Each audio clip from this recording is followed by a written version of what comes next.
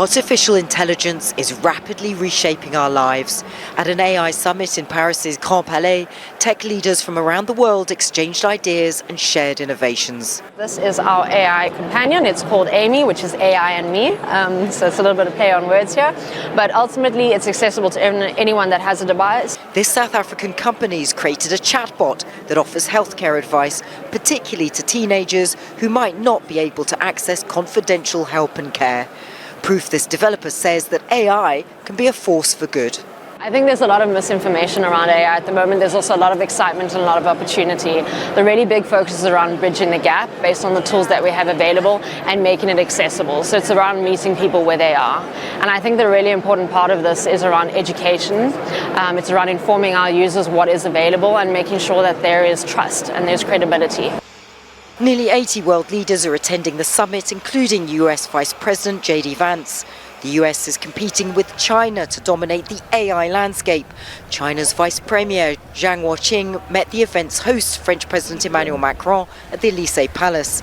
Macron's announced a more than $100 billion investment in AI in France. He says Europe must not get left behind in the AI race. And because we are in this situation to clearly trigger a European move, we want to accelerate on two things. One, more Europe.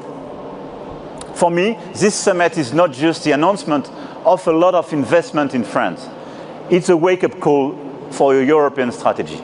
One of the main aims of the summit is to encourage international regulation on AI, but with so much at stake for competing countries, it's not easy to find common ground.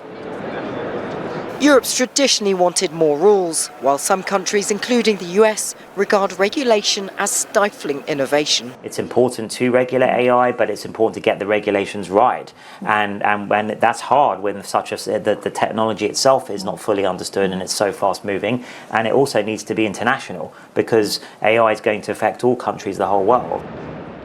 Promoting more ethical, sustainable AI is also on the meeting's agenda, as well as more to convince a wary public that AI isn't a threat, but a tool that could improve their lives. Natacha, Butler, Al Jazeera, Paris.